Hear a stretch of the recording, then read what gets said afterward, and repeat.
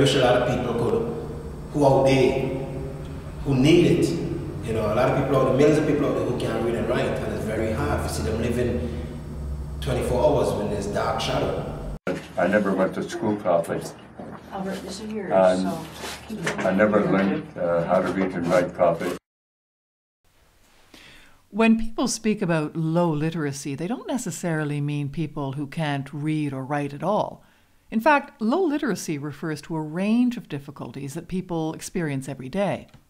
Some people may be able to read basic texts, but struggle with more complicated instructions or applications.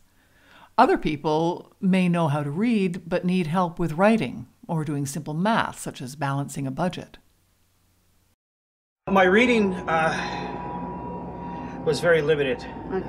I could read, but very limited, and a lot of times if I was able to read something, it was to actually understand what I was reading, because read something I'd miss out so many words that I couldn't read, or if I read them I wouldn't be able to understand what the word meant. And you have that in a page, geez, by the time you finish reading something you just don't know what you've read. Some 49% of those aged 16 to 65, that's 2.5 million people, do not have the literacy skills considered necessary to function easily in today's knowledge-based economy and society. Approximately 800,000 Quebecers aged 16 to 65 are on the lowest rung of the literacy scale. Hi, my name is Sylvia. I'm from the Caribbean. English is my mother language. I went to school like most of the people here. I went to school, but I always struggle with I write fine, but I always struggle with my reading. Someone may have difficulty with reading and writing for many different reasons. They may have grown up without access to a high school or elementary education, suffer from learning disabilities that weren't recognized within the school system, live in poverty, have grown up in difficult situations that required them to work instead of go to school, simply have different priorities, be people who fell through the cracks of the educational system because they had difficulty fitting in or didn't adapt well to structured learning environments. It's difficult. It's difficult, especially when you have a family and responsibilities, and which one you're going to prioritize more. And right now, I'm doing a juggling act, and it's hard. It's not easy. In everyday adult life, in between that, I'm trying to also keep that momentum going, to keep that education part for me rolling. And I couldn't do it on my own. I had to get people to read stuff, and you know, you have to ask your kids to read you everything. You kind of feel embarrassed because you're the mom. You're supposed to, you know, be reading to them. They're reading to you. They're helping you spell and do this. So you get tired. But it was hard to break the stigma of being embarrassed and being ashamed of yourself. That was the hard part. Once you break that barrier, then life is much better. I was ashamed. I even was ashamed because when my daughter came home and she had a letter, so I took that letter from her. To me, it was like a blank piece of paper. A blank piece of paper. People who live with low literacy often keep it a secret or feel embarrassed that they are having difficulty understanding written texts. They often feel stigmatized by their inability to read and write. In response, people who struggle with reading and writing develop coping mechanisms that hide the extent of their difficulties. For example, someone who lives with low literacy may ask you to fill out an application form because they forgot their glasses. With a reading disability, you learn how to use other techniques to survive. And like an example, you go look for a job, you can't read the application. So you learn how to cipher applications. That's right. So you learn the tricks, like most applications are set up in the same way. So you may not be able to read it, but you know the setup, so you know what to put down.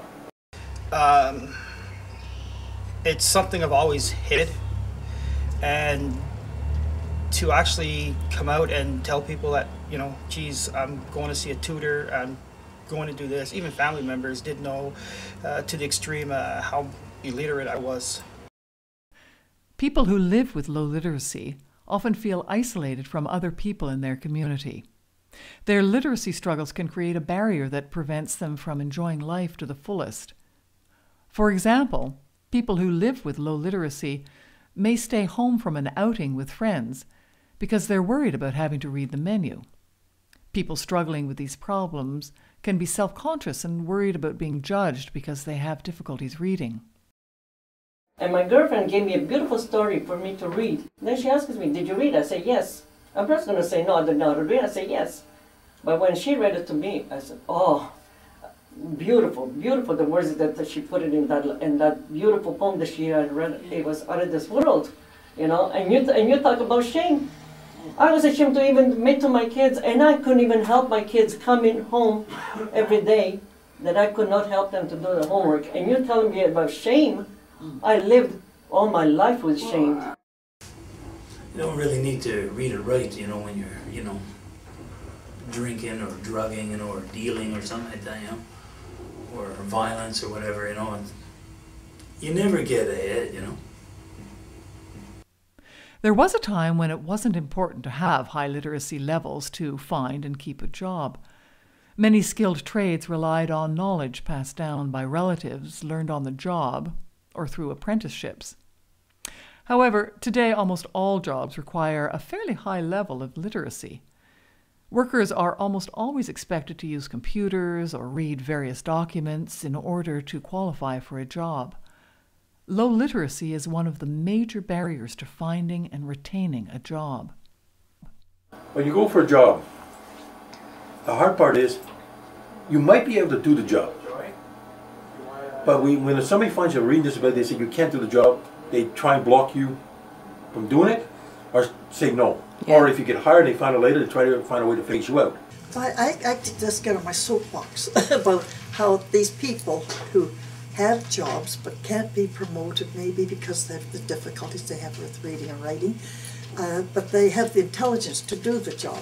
And then you get the newer things like having to operate computers, things like that, that if they had the ability to read and write the instructions, they could do that, could follow it.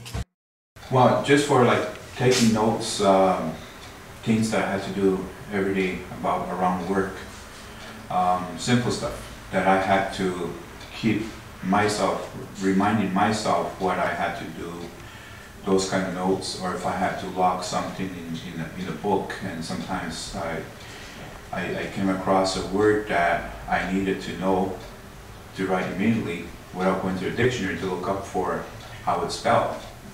Things like that. Yeah. And I was working for a company for 20 years. I couldn't do,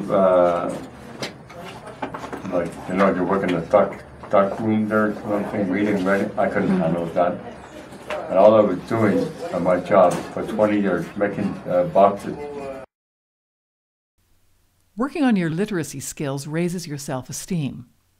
People who have improved their reading or writing skills say that they feel better about themselves. As a result, they become more involved with their family and community. And increasing your literacy naturally leads to better job opportunities. With every new skill comes a new opportunity, better conditions, opportunities for advancement, access to new technology, new ideas, and a higher standard of living. There's so much information out there, online, in newspapers, in books, everywhere. And obviously if you can't read, there's a major barrier to your participation in making a judgment, in following candidates' positions in an election, and it really limits your human rights, really, if you can't participate fully in your community and in society at large.